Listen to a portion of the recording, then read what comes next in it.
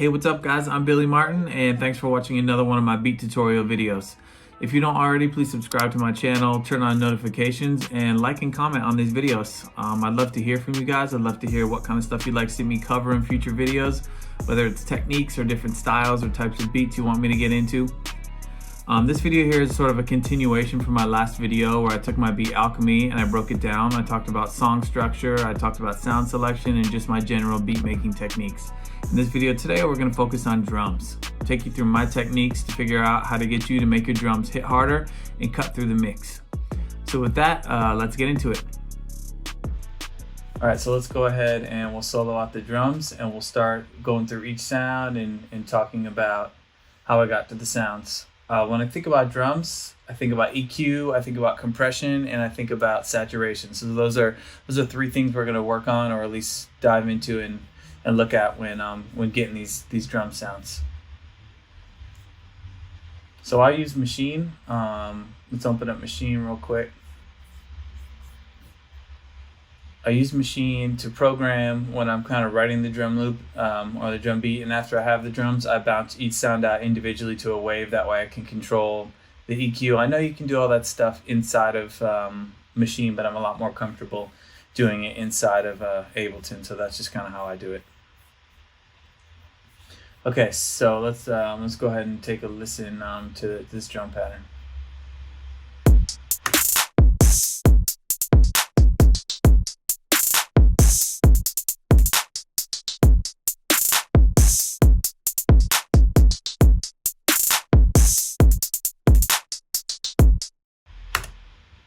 Okay, not too many parts here.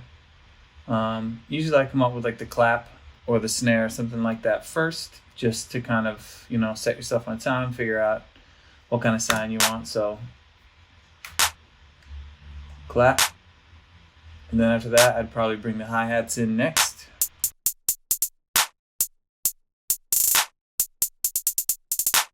Usually I would just set an 8th or a 16th hi-hat just to give me a rhythm, and then I might start throwing in the triplets or other notes just to kind of give a groove. Now let's bring the kick in.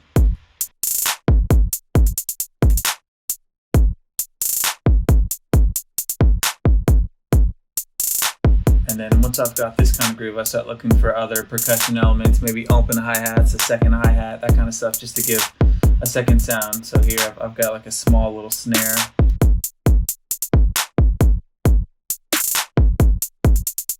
Yeah, that. And then I've got a second hi-hat pattern that kind of plays against the other one.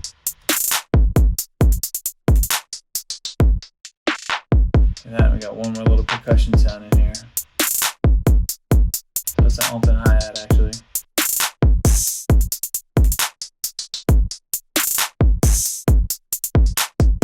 So that's it, that's the whole drum pattern together.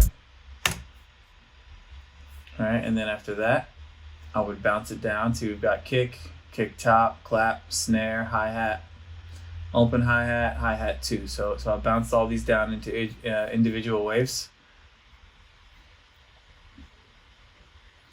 Okay, so after that, let's see, I'm gonna go through each sound here. I'm gonna take all the plugins off so I can let you guys hear what it sounds like before and after. And we'll go from there. All right, so when I'm mixing, I always start with the kick. The kick and the bass is really important. In a normal song, I would mix my kick sound first, and then I would bring my bass, my sub bass or my 808 in after that, just so we've got the kick and bass ratio right, because that's really the most important thing when you're mixing hip hop is that your kick and your bass are playing along with each other. But for the sake of this video, I'm gonna leave the 808 out, just so we can focus on just the drums right now. So starting out here with my kick.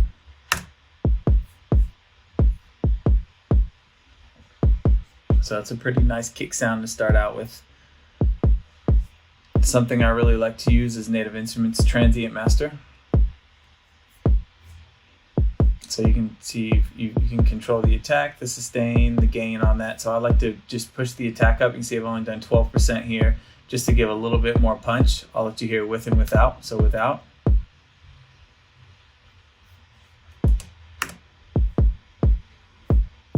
And then I'll turn it on.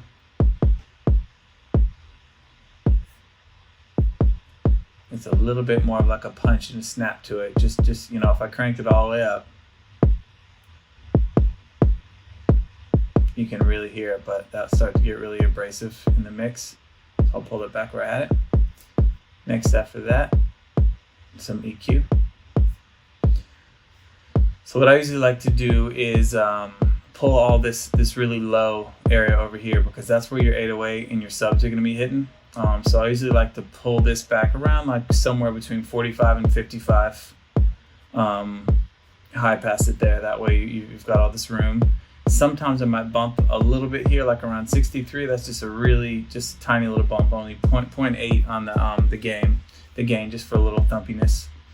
Pull down a little bit around in the 300 hertz area. A lot of times 300 is where a lot of that muddiness sound builds up, so you got to be careful in kick and bass if you get too much of that. And then kind of a wide bell over here at around 5K. So that's where you get that snappiness, that high end, that attack where you really hear like the beater hitting the kick drum. So we'll listen to this with and without. This is off and back on.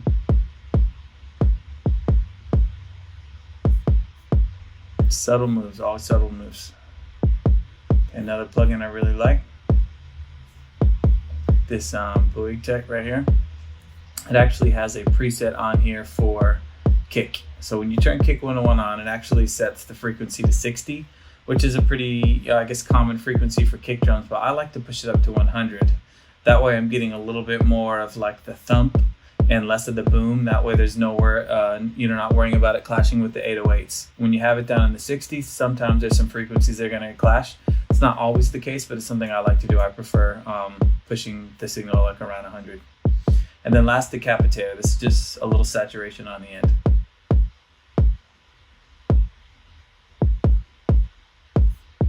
Just bump it to about 3.5, and then I usually take the low cut right around here, and I make sure that I'm not getting into that 20-30 like low sub in the saturation. You can hear there's just a little bit of distortion on the kick drum now, which is what saturation is. It's just light distortion. So we'll listen on and off. So off.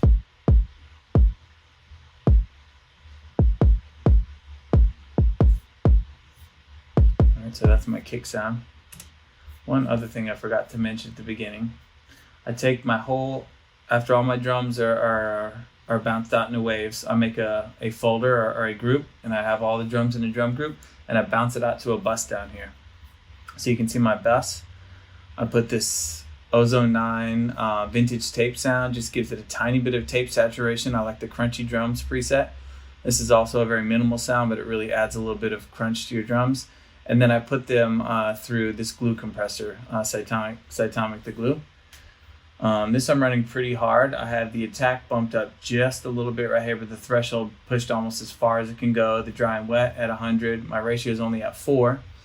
So this is going to give you a really heavily compressed drum sound. And this sound I'm mixing back into my uncompressed drum sound just to give it some warmth, some punch. You'd really hear a difference. Once the full drums are mixed together, I'll show you this on and off. I like to pull the volume, you can see over here, about -4 dB, so you're not getting 100% of the sound. You want to pull it back just a little bit. And I like to run it through that while I'm mixing my drums. That way you're not going to be surprised when you turn it on and everything gets really loud or some sounds are sticking out. So I'm usually mixing with that on. So back to the kick here. I felt that there wasn't enough high end cutting through with this kick sound compared to the 808, so I found a second kick sample, and I call this kick top. You'll hear this one over here. I'll solo it out for you.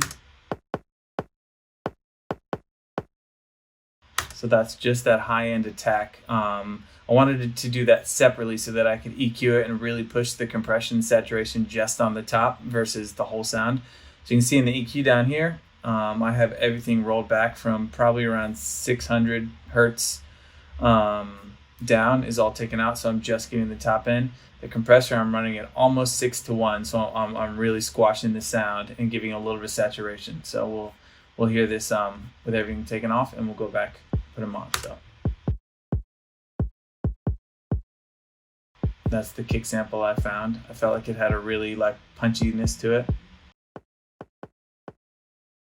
EQ. You can hear it's really squashed and hitting hard with the compressor on, and then the saturation.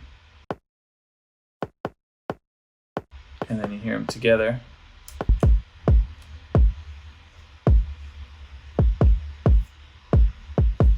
Alright, so that's my kick sound.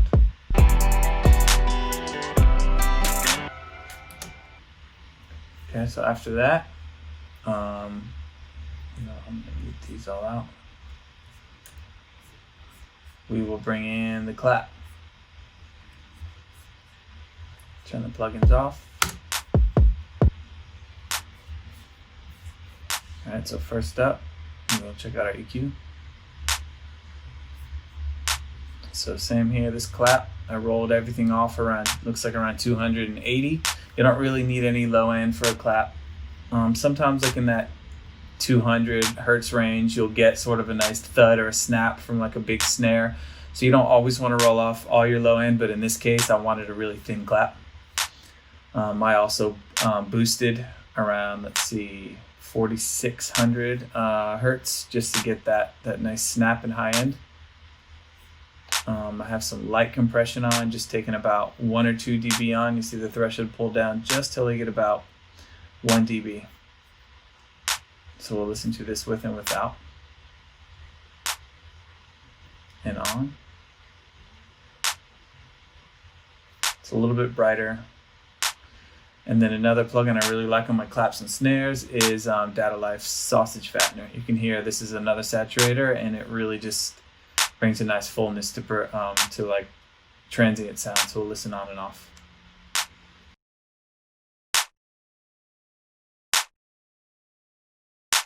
So that's it for the clap. And let's bring the hi-hats in. Okay, so for the hi-hats, I really don't like to do too much processing to the hi-hats. They start to sound kind of like really mechanical and tinny. I think if you mess with them too much, so you can see I just have some EQ. I'll make it a little bigger. I'm taking all the low end out, and I've just got a high pass like around 5K. A slight shelf like in the upper 10K, because sometimes you get that sort of really annoying like shrill sound from a hi-hat, so I like to pull down a little bit in the 10K. And sometimes boost a tiny bit somewhere in between 5 and 10 if they're not cutting through enough. And that's it for the hi-hat. I'm going to bring the snare sound in. Okay, so for the snare also I did very, very minimal here. Just some EQ.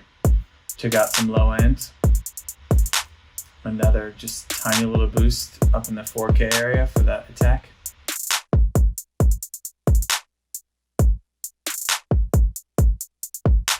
Let's check out our second hi-hat.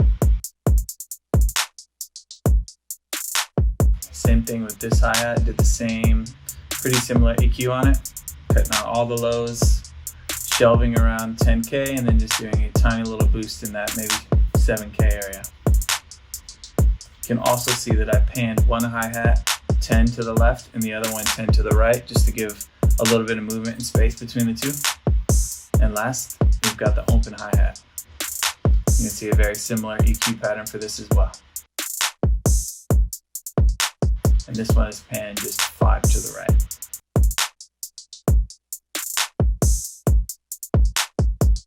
Alright, so once we get all those sounds together, I like to put a slight compression on the master. So this is on the master drums. I'll go ahead and take this off for a second. Put it back on. So I like this FabFilter Pro C compressor. So I've got a really light ratio of just 1.79 to 1, so almost 1.5, 2 to 1. The attack and release, I pull up just a little bit, and I pull the threshold down until I'm getting about maybe 2 to 3 dB of gain reduction here, and then I'm going to bring it back up. So we've got plus 2 dB in the output. And this really helps kind of glue all these sounds together. I did a slight EQ before that where I shelved a little bit of the low end. I felt like there was too much muddiness or low end in the kick that was fighting against the 808. So you can see I pulled just a little bit down right here, and I want a little bit more snap in the upper end. So we've got a 5K bump, just a little bit there, 2 dB. And that kind of gives you the overall drum sound. And let's go back down to the drum bus and we can solo this out. So you can hear this is a really heavily compressed sound. my threshold is almost all the way up. You can see it's hitting somewhere between 8 and 12 on the compression. So you want to make sure that you bring your makeup gain back up. So I've got it at about 9. And then I've mixed this in with, just it's at a -4 dB, and you can hear them. We'll put those together.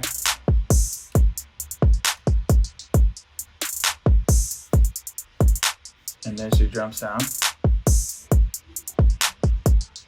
And I do also have a, like some compression and saturation on the master channel, but those wouldn't really affect this drum sound too much. That's more about kind of mixing the whole thing together.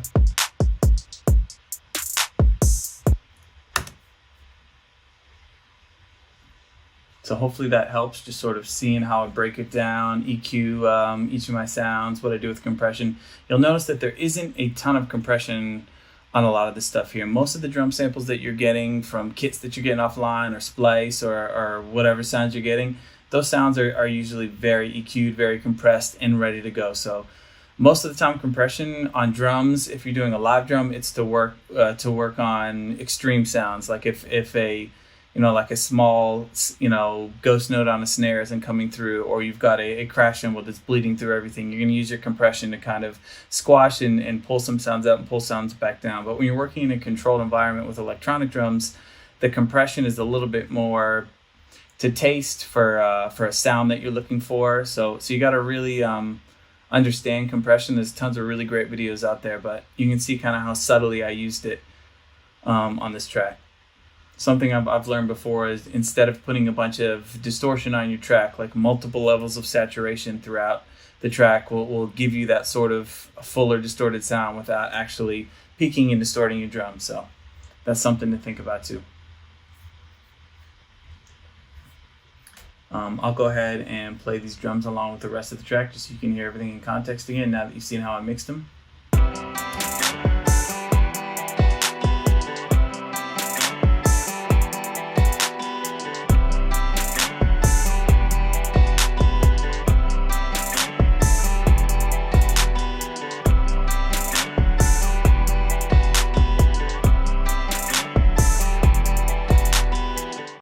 Hey, thank you guys for watching this video. I hope you were able to learn something, pick up some new techniques that you can add to your own beats and your own mixes.